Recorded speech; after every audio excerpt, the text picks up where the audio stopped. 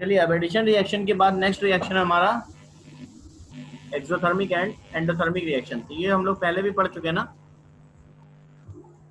Yes sir. Exothermic reaction किसको कहते हैं? सर जिसमें सर हीट रिलीज हो सर। ठीक है, गुड। और एंडोथर्मिक? सर जिसमें सर हीट एब्जॉर्ब हो सर रिएक्शन में। अब ये पता है कि जब इसको रिएक्शन को जब आप इक्वेशन फॉर्म में लिखोगे तो एक्सोथर्मिक रिएक्शन में हमने पहले भी आपसे बात की है कि एक्सोथर्मिक रिएक्शन में आप प्रोडक्ट साइड में प्लस करके हीट लिखेंगे, यस सर। अभी तो वो क्लियर करेगा कि reactant gives product plus some amount of heat. Yes sir. और एंडोथर्मिक रिएक्शन की बात करेंगे तो रिएक्टेंट साइड में प्लस करके कुछ हीट लिखेंगे। Yes sir. रिएक्टेंट साइड में जब plus something amount of heat लिखा होगा तो इसका मतलब वो एंडोथर्मिक रिएक्शन है। और प्रोडक्ट साइड में प्लस करके सम अमाउंट ऑफ हीट लिखा होगा, चाहे अमाउंट लिखा हो चाहे ना लिखा हो, केवल हीट टर्म भी लिखा है या एनर्जी टर्म लिखा है तो इट मींस वो एक्सोथर्मिक प्रोसेस है। Yes sir. और माइनस करके भी आप हीट लिख सकते हैं, जस्ट इसका अपोजिट हो जाएगा। जैसे एक्सोथर्मिक रिएक्शन में आप प्रोडक्ट साइड में प्लस करके हीट लिख रहे हैं, तो अगर माइनस करके लिखना है तो रिएक्टेंट साइड में लिखिए। फिर यस सर। एंडोथर्मिक रिएक्शन में रिएक्टेंट साइड में प्लस करके आप हीट लिखते हैं, माइनस करके लिखना है तो प्रोडक्ट साइड में लिखिए। बात वही है, जब उसको एरो के लेफ्ट हैंड साइड में लाएंगे मतलब उसका साइड चेंज करेंगे तो उसका साइन बदल जाएगा। ठीक है, यस सर। क्लियर हो गया? Yes sir.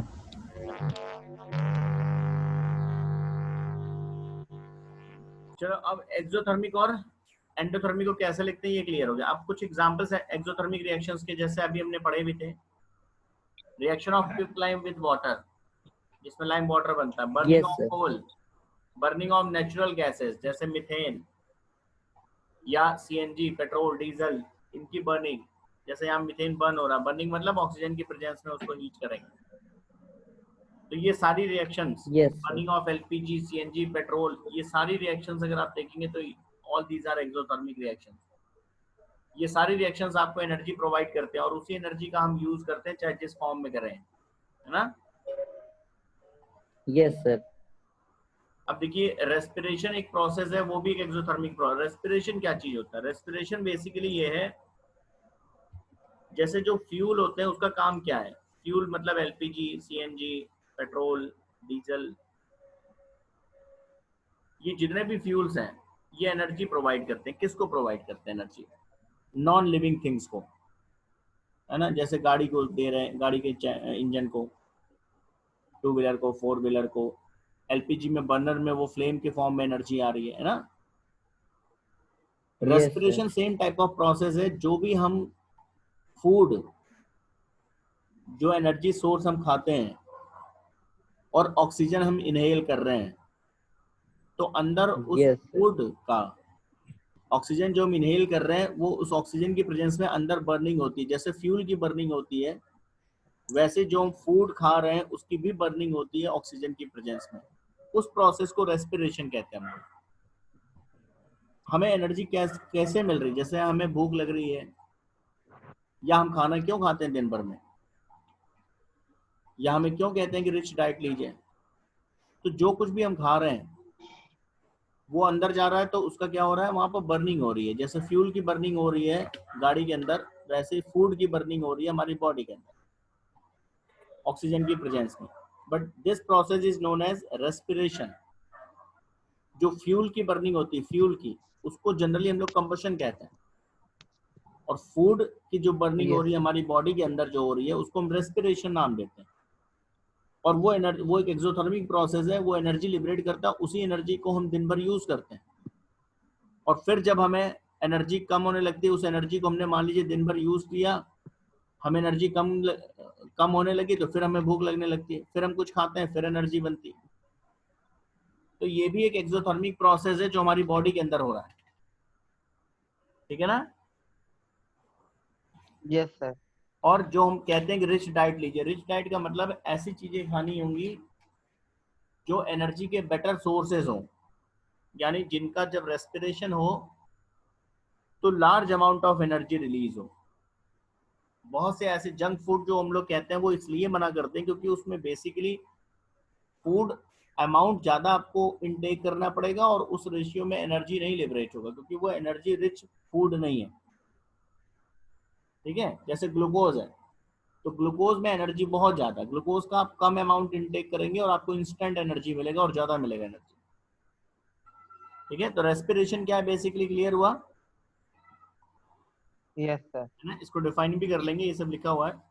तो ये रेस्पिरेशन एनर्जी का मतलब है हमारे फूड सब्सटेंसेस का जो हमारी बॉडी के अंदर बर्निंग हो रहा है एनर्जी प्रोवाइड करने के लिए। जैसे यहाँ पर ग्लूकोज की बर्निंग दिखाई हमने, C6H12O6 ग्लूकोज हमारी बॉडी के अंदर ऑक्सीजन की प्रेजेंस में बर्न हो रहा है, CO2 और H2O बना रहा है, plus some amount of energy वो लिबरेट कर रहा है। ठीक है, तो ये क्या है, ये रेस्पिरेशन है। और एग्जांपल्स अगर हम देखेंगे एक्सोथर्मिक रिएक्शंस के, decomposition of vegetable matter into compost is also an example of exothermic reactions. मतलब जैसे आपने अगर घर में कोई लॉन मेंटेन कर रखा हो, है ना, यस सर। तो उसमें क्या करते हैं, जो फूड, जो वेजिटेबल मैटर्स हैं, जैसे सब्जियां कटी हुई हैं, उसका जो वेस्ट बचा है, उसको आप उसमें फेंक देंगे, वो कंपोस्ट बन जाएगा। क्या आपने देखा Yes, वो छोटे छोटे जानवर उसमें मर जाते हैं, वो कंपोस्ट बन जाते हैं। तो ये जो प्रोसेस है कन्वर्जन का, ये भी एक एक्सोथर्मिक प्रोसेस है, इसमें भी हीट लिबरेट होती है। ठीक है ना? Yes sir. एंडोथर्मिक रिएक्शन, ये सब एक्सोथर्मिक है। एंडोथर्मिक किसको बोलेंगे, जिसमें हीट एब्जॉर्ब हो। कैसे पता या इसको लिखने का तरीका क्या है, आप प्लस करके हीट या प्लस करके एनर्जी लिखेंगे, लेकिन किस साइड में लिखेंगे?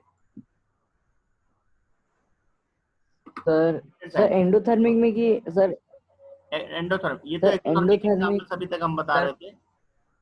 Yes sir, burning of fuel, burning of food, ये सब एक्सोथर्मिक सर रिएक्टेंट साइड में। Yes sir. Sir product side में सर। रिएक्टेंट साइड में लिखोगे प्लस करके एंडोथर्मिक में। Yes sir. एंडोथर्मिक है तो जैसे ये रिएक्शन लिखा हमने क्या लिखा है, N2 plus O2 plus energy, sir इसमें हीट रिलीज हो रही टू है, ऐसे लिखा है ना। तो इसका मतलब क्या हुआ कि जब N2 O2 कंबाइन करेंगे और साथ में प्लस एनर्जी, मतलब उनको एनर्जी भी मिलेगी, तब वो NO बनाएंगे। Yes sir. N2 plus O2 plus energy, तीन चीजें मिलानी पड़ेंगी, N2 O2 और उसमें एनर्जी भी डालनी पड़ेगी, तब वो NO बनेगा। नहीं बात समझ में आई? आ गई सर, आ गई सर। ठीक है ना, तो वो एंडोथर्मिक प्रोसेस हुआ। भाई आप मान लो आप चाय बनाना चाहते हैं, तो चाय के लिए जो उसके रिएक्टेंट्स हैं, इंग्रेडिएंट, चाय के लिए क्या क्या चाहिए आपको? T leaf, water, milk, sugar, दूध चाहिए, हाँ, मिल्क चाहिए, शुगर चाहिए, वाटर चाहिए, चाय पत्ती चाहिए, और क्या चाहिए? Sir heat. ये सब चीजें चाहिए, तो क्या इन सबको मिला दोगे तो बन जाएगी चाय? No sir. बोलो। No sir. और क्या चाहिए आपको? हीट चाहिए और सर कंटेनर। कंटेनर तो चाहिए ही, मतलब हीट भी तो देना पड़ेगा ना। यही एंडोथर्मिक प्रोसेस का मतलब है कि एंडोथर्मिक प्रोसेस का मतलब है कि रिएक्टेंट्स अवेलेबल हैं, जो सब्सटेंस आपस में कंबाइन करेंगे जिनसे प्रोडक्ट बनना है, वो सारे सब्सटेंसेस मिल भी जाए तब भी प्रोडक्ट नहीं बनेगा जब तक आप हीट प्रोवाइड नहीं करते। तो हीट एक इंपॉर्टेंट कंपोनेंट होगा वहां पे। बिना हीट के, बिना एनर्जी दिए वो रिएक्टेंट्स आपस में रिएक्ट करके प्रोडक्ट नहीं बनाएंगे। इसी को एंडोथर्मिक रिएक्शन कहते हैं। ठीक है ना? यस। तो एंडोथर्मिक रिएक्शन में जितने भी डिकम्पोजिशन रिएक्शंस हैं, आगे हम डिस्कस करेंगे। इसके एग्जांपल है, एंडोथर्मिक रिएक्शन के एग्जांपल्स क्या है? All decomposition reactions. डिकम्पोजिशन कहते हैं जब किसी रिएक्शन में एक लार्ज सब्सटेंस छोटे छोटे सब्सटेंसेस में ब्रेक हो जाता है, उसको डिकम्पोजिशन कहते हैं। डिकम्पोजिशन मतलब ब्रेक होना, है ना? जैसे आपके आसपास अगर कोई 4-5 साल का बच्चा हो, तो उसको कोई खिलौना खरीद के दे दीजिए, 2-4 दिन बाद आपको डिकम्पोजिशन रिएक्शन समझ में आ जाएगा क्या होता है। बहुत शरीफ ना हो बच्चा वो, तो जब आपने उसको जो खिलौना, मान लीजिए उसको प्लास्टिक के आपने कार खरीद के दे दी, 2-4-5 दिन के बाद वो डिकम्पोजिशन रिएक्शन आपको समझा देगा डिकम्पोजिशन रिएक्शन क्या होता है। यस। है? Yes. समझ गए आप Yes. Decomposition reaction? Yes, sir. Yes, All sir. that. ये डिकम्पोजिशन रिएक्शन, ये जितनी भी ये जो डिकम्पोजिशन रिएक्शंस होती हैं ये सब एंडोथर्मिक रिएक्शंस होती हैं, इसमें एनर्जी देनी पड़ती है आपको। उस बच्चे ने भी अपनी एनर्जी लगाई उसको तोड़ने में, है ना, अपनी सारी एनर्जी उसको तोड़ने में दी, तब तो वो टूटा। ब्रेक कैसे हुआ? उसने अपनी Yes. एनर्जी दी। ठीक है, तो जब भी आपको डिकम्पोज Yes. करना होगा किसी सब्सटेंस को स्मॉलर सब्सटेंसेस में, तो एनर्जी प्रोवाइड करनी पड़ेगी। Decomposition reactions are always endothermic reactions, है ना, किसी चीज Yes, को sir. तोड़ने में हमेशा Yes. एनर्जी लगानी पड़ेगी। ठीक है, Yes, sir. Yes, sir. Line में हम कह सकते हैं एंडोथर्मिक रिएक्शंस के एग्जांपल्स में ऑल डिकम्पोजिशन रिएक्शंस, और एक्सोथर्मिक के एग्जांपल्स तो आपके आसपास हैं। आप के घर में जो एलपीजी गैस की बर्निंग हो रही है, आप जो खाना खा रहे हैं उस आपको जो एनर्जी मिल रही है उस खाने से, उसकी बर्निंग जो हो रही है, रेस्पिरेशन, आपने घर में पूरे घर का कूड़ा इकट्ठा किया, उसको जला दिया, उसको जलाने से जो हीट मिल रही है, बहुत ठंड लग रही है, आपने, है ना, बहुत ठंड लगेगी, क्या करते हैं हम लोग, थोड़ी सी लकड़ियां कहीं से उठा के लाए, बॉन Yes, फायर sir. लगाया, वो एक्सोथर्मिक प्रोसेस ही तो है। जब आपने उसे जलाया तो उसने क्या दिया, आपको हीट दिया, है ना। Yes, sir. हीटर को ऑन किया, उसका फिलामेंट हीट दे रहा है, all these are exothermic process.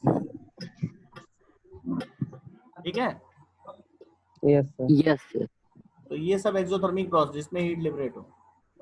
हफ्ते भर से पढ़ाई नहीं कर रहे थे, पापा ने एक छापड़ लगाया तुम्हारे गाल पे, वो एक एक्सोथर्मिक प्रोसेस है, टच करके देखना कितनी हीट लिबरेट।